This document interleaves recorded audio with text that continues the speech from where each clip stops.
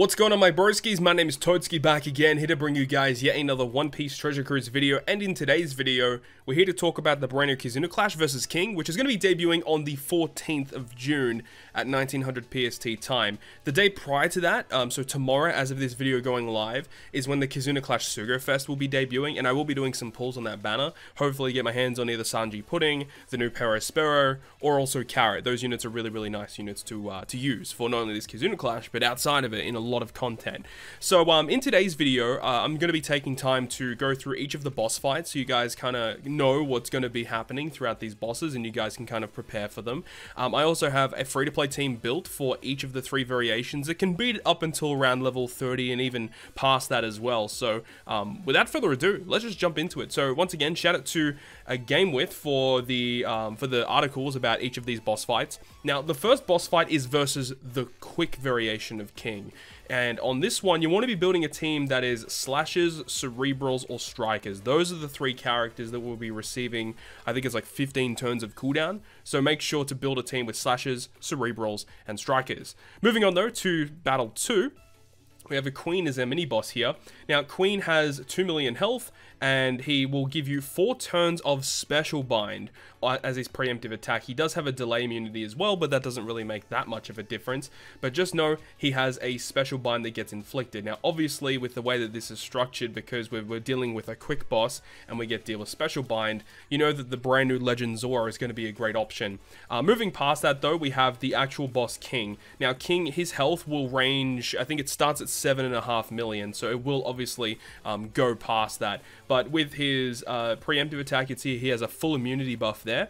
He also gives you 3 turns of attack down. He gives you block orbs. He locks them for 1 turn and also gives you 5 turns of paralysis. So just to reiterate, 5 turn of paralysis, 3 turn attack down. We get full board of block orbs, normal attacks only for 98 turns, and a full debuff immunity. But then he has an additional gimmick where after level 31, he inflicts an additional turn of paralysis. So instead of it being 5 turns, it becomes 6 turns because it's 1 turn increase. So yeah, 6 turns of paralysis.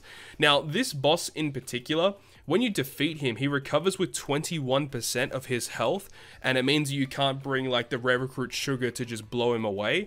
And this also means you can't bring Ambush Garp because Ambush Garp is a fighter-free spirit, and those characters do not get their cooldown reduced at this fight, unless if you stall for a crazy amount of time and are able to do that.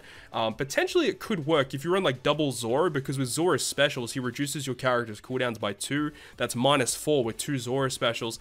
Potentially that could actually work. You may have to stall a little bit, of course, but that could be an option. But just know that, you know, he recovers with 21% of his health.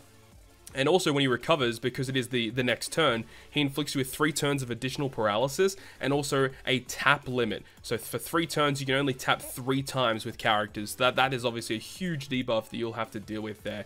And obviously if you cut his health, he's going to recover his health to full. Especially when he revives, you do not want to use a health cut special, because when he revives and use a health cut, he'll go all the way back to 100%. So be very wary of that. But in terms of a team that will be able to take this on, we have this team right here, which is going to be utilizing Zora as a friend captain. So we just kind of get around the special bind on the mini-boss stage. Using Treasure Map Komurasaki as our captain because she's a 3.75 captain. She doesn't actually... Oh, does she get cooldown? Yeah, she does get cooldown still because she's a cerebral unit, but her special really isn't that useful at all. She's mainly just here as a 3.75 captain, so she is replaceable with whatever you want, just depending on what type of situation you're in. But her captain ability is really good. My face is covering it, but she reduces paralysis by 2 turns as well as a captain, so that's pretty nice.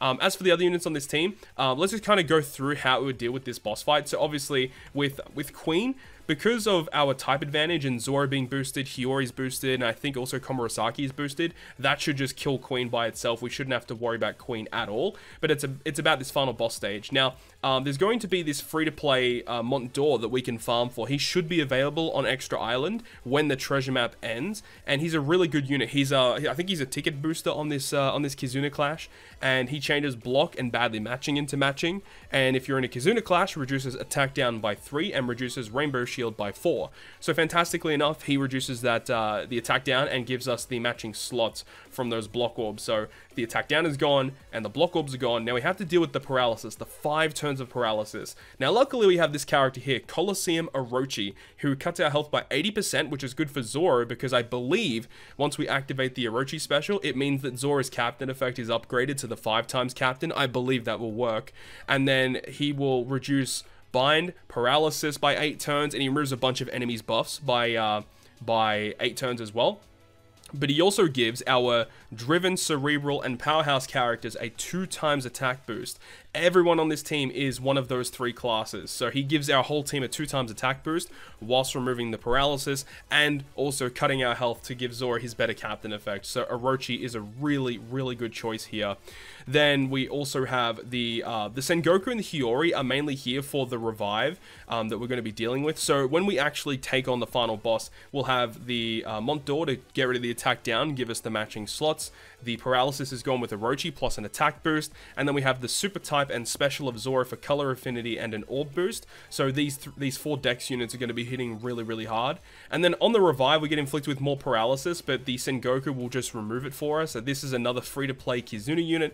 You can just replace this with any paralysis remover. And then you got Hiyori, who's going to give our dex units an attack boost as well. So that is the way that we're going to be dealing with this particular boss. So we have the super type, we have the orb boost, we have the attack boost, and the super type. So it's 33 million damage. We do have the Shark Superb ship on as well, but of course we will get we're going to lose a lot of health because of the Orochi special, so we go up to 37 million damage. And then on the revive we have the Hiyori special, which gives us an additional 6.6, which I believe should be enough to take him down after revive. Remember that some of these units will be boosted on this Kizuna clash, so it's going to give us even more statistics moving forward. But this is a pretty decent free-to-play team that will work for a decent amount of time, but obviously as time goes on you will have to go ahead and change it up. Moving on now to the second boss, which is going to be a PSY variation of the Kizuna. So with this team, you want to be building a team of Int, PSY, or Dex enemies. Those are the characters that get cooldowns, so make sure to build a team of those colors. Moving on to the second stage, we have an Int boss, which is going to be Jack. So with this boss Jack, you can see straight away he has 4 turns of damage threshold and 98 turns of delay immunity,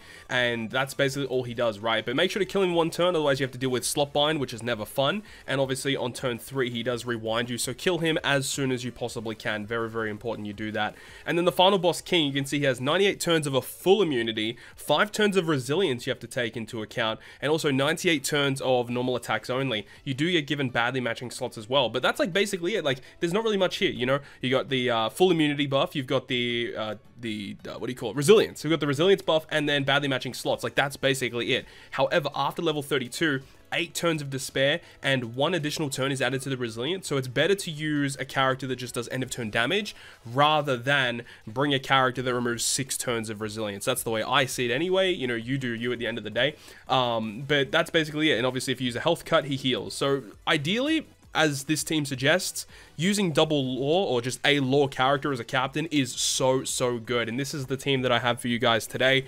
Lore's great because once you get to that point where you have to deal with the despair, Lore's captain effect just removes 10 turns of despair anytime you're inflicted with it, so it's just perfect to use him. But obviously dealing with the other gimmicks in this fight, the damage threshold on the Jack stage, we're going to be using Reiju to remove that, so that'll be great.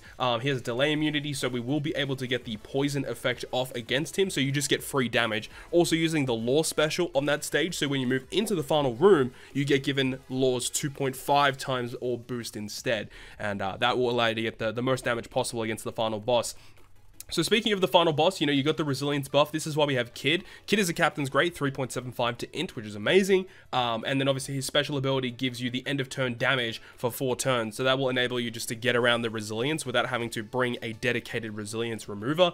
Plus he has full immunity, so you can't like apply poison to him anyways.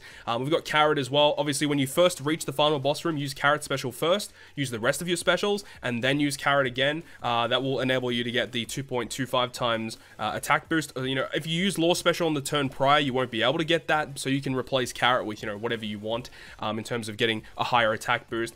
This Montdor is really great because he'll go ahead and change the badly matching slots into matching. You've obviously got the Halloween Crocodile, which will give us a 2x color affinity boost to our int characters. And in terms of damage potential, I mean, it's a lot because we do get access to super typing because Croc will enable Law to use his super type.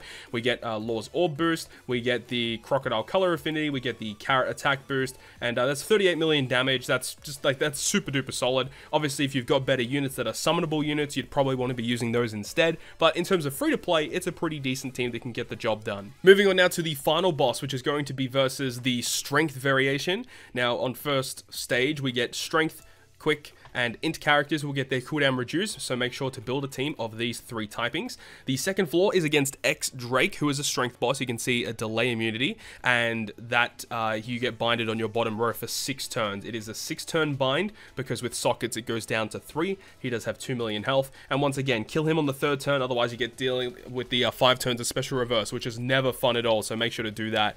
And speaking of the final boss stage king, there's lots of stuff here. So you can see 4 turns of damage reduction, 98 turns of defense immunity, 98 turns of poison immunity, 98 turns of the delay immunity. So there's lots of immunities here, but obviously because it's not full immunity, you get access to someone like Kaido, for example, super type Kaido, which can give you the increased damage taken debuff to the enemy, obviously increasing your damage potential. 98 turns of normal attacks only, and bind to your middle row for 6 turns total. So once again, 4-turn Rainbow Shield, 6 turns of bind to your middle row, defense down, poison immunity disable, and also the delay disable, and normal attacks only for 98 turns. But after level 30, he also gets 4 turns of blue shield on top of the 4 turns of rainbow shield, and the bind in the middle row is increased by 2 turns, so it becomes 8 turns. So with sockets, you need to remove 5 turns of bind in total after level 30. And of course, once again, if you do a health cut, he fully heals. So let's go ahead and break this down. How are we going to go ahead and get through this fight? So starting with X Drake, this is what we're going with, okay? So using the Shark Superb once again. Now, our bottom row is binded for, what was it, 6 turns, so it goes down to 3. So the Robbie special will be able to remove the bind, and then we can just kill him. It's fine. It shouldn't be a problem from that point. And then moving on to the final boss, we have to deal with all of these different debuffs, of course. So this Hawkins here will enable us to remove 4 turns of Rainbow Shield and Blue Shield. So no matter what level you're on, this Hawkins removes both of those defensive effects, so that's really nice to have.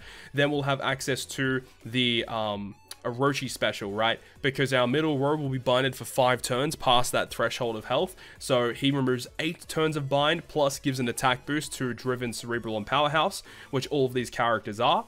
Then we've got the color affinity with the Douglas Bullet. We've got the Orb and Chain boost with our Smoker. The Orb boost from Smoker will affect fighters and driven, so all these characters are either fighter or driven, aside from Hawkins, which doesn't matter, doesn't really matter too much. And obviously with Kaido, we get access to his really great captain ability, plus also giving us a full board of matching slots, also going ahead and applying increased damage taken to the enemy. So this is going to be a really, really strong team. We don't get access to the super type, unfortunately, unless if we used like the Moby Dick, for example, but I'm not really too sure which one would actually give you the most health, because this ship obviously is a really high multiplier ship. But getting access to that extra color affinity may actually be pretty useful.